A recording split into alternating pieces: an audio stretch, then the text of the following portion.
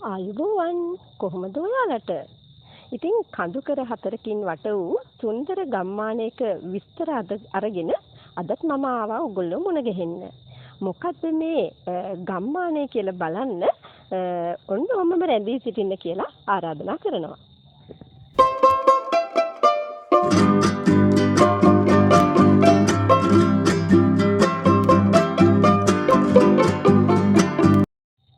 අහලා තියෙනවද මන්දාරම් නුවර ගැන?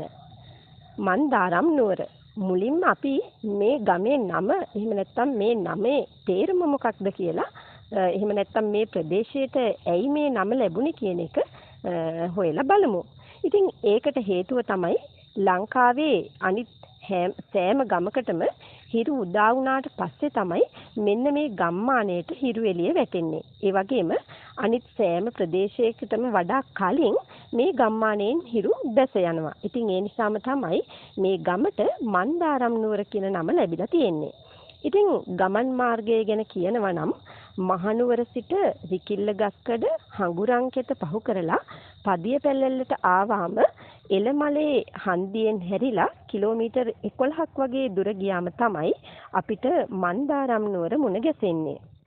මන්දාරම් නුවර ගැන කතා කරනකොට එහි පිහිටීම පිළිබඳව බලනවා නම් කඳු හතරකට මැදි වෙලා මේ කඳු හතරමේ පතුලේ තමයි මේ ප්‍රදේශය පිහිටලා තියෙන්නේ.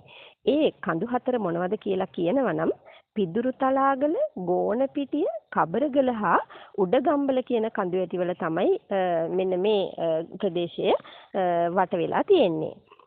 ඉතින් අතීතයේ රජවරුන්ට බොහෝසේ ප්‍රයෝජනවත් වෙච්ච ආරක්ෂිත ස්ථානයක් බවට මෙන්න මේ මන්දාරම් නුවර පත් වෙලා තියෙනවා. ඉතින් එහෙම කියන්න හේතුව තමයි මහනුවර යුගයේ ඇතැම් රජවරු තමන්ට මුහුණ දිය නොහැකි දරුණු සටන් අවස්ථාවලදී තමන්ගේ ආරක්ෂාව සඳහා සැඟව සිටි එහෙම නැත්නම් ආරක්ෂිතව සිටි ස්ථානයක් බවට මේ ස්ථානය පත් වෙලා තිබිලා තියෙනවා. ඉතින් තමන්ට පමණක් නෙමෙයි අගබිසව ඇතුළු අන්තපුර ස්ත්‍රීන්, රන් රිදී මුතුමැණික් ආදී සියලු ධනය රැගෙන ගිහිල්ලා ආරක්ෂිතව ස්ථානගත වෙලා ඉඳලා තියෙන්නේ මෙන්න මේ ස්ථානයේ. මේ පිළිබඳව සාක්ෂි අතීතයේ සම්බන්ධ කියවෙන කෘතිවල සඳහන් වෙලා තිබෙනවා. ඉතින් ඒත් මේ මාලිගා තැන්න නම් ස්ථානයක් හැරෙන්න මේ ප්‍රදේශයේ මේ බව සනාථ කෙරෙන වෙන කිසිම සාක්ෂියක් දක්නට ලැබෙන්නේ නැහැ. මන්දාරම් නුවරට යන කාටත් බලන්න තියෙන තැන් විදිහට හෙළපතන ඇල්ල, කොඩියාරගල, බෙරගහන ඇල්ල වගේම කෙල්ලංගල ආදී කඳු ආදී ස්ථානත් හඳුන්වා දෙන්න පුළුවන්.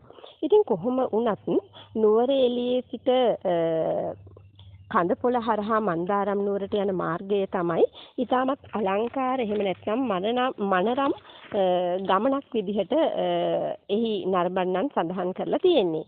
මේ ගම්මානයේ ජීවත් වෙන සියලු දෙනා පිරිසිදු ජලය ලබා ගන්නේ මෙන්න මේ ගම මැදින් ගලාගෙන යන ඒ ඇලිවල ජලය තමයි ඒගොල්ලෝ ප්‍රයෝජනෙට ගන්නෙ.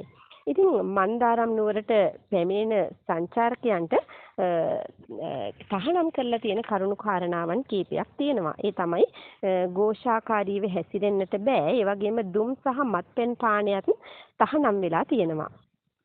ඉතින් මේ මන්දාරම් නුවරට ගියොත් මේ ඉහතින් සඳහන් කළ ස්ථාන පමණක් නෙවෙයි දැක බලා ගැනීමට හැකියාව තියෙන්නේ. කබරගල ඇල්ල, ඇතිනිවල ඇල්ල, ඒ වගේම රන් කොටියා, බොක්ක ආදී ස්ථාන වගේම පෙයක් ගොවිපළත් දැක බලා ගැනීමේ හැකියාව තියෙනවා මේ ප්‍රදේශයට පැමිණෙන්නන්ට. ඉතින් එහෙනම් ඔබටත් පුළුවන් මේ සුන්දර නුවර බලන්න යන්න. ඉතින් සුන්දර නුවර බලන්න යනකොට සබා දහමෙන් අපට ලැබිලා තියෙන මේ අපූර්ව දායාදය ආරක්ෂා කරන තාක්කල් ඒ අපේ දරුදරියන් වෙනුවෙන් රැකේවි. ඉතින් ආයෙත් දවසක වටිනා වීඩියෝවක් අරගෙන එනකන් ඔබට සුබ දවසක් ප්‍රාර්ථනා කරනවා. එහෙනම් මේ වගේ වටිනා වීඩියෝ දැක බලා ගන්න, channel එක subscribe කරලා තියාගන්න කියලා ආරාධනා ආරාධනා කරනවා. ඒ වගේම ලයික් එකක් දාන්න, කමෙන්ට් කරන්න. එහෙනම් ගිහිල්ලා එන්නම්. ඔබට සුවබර දිවියක් වේවා.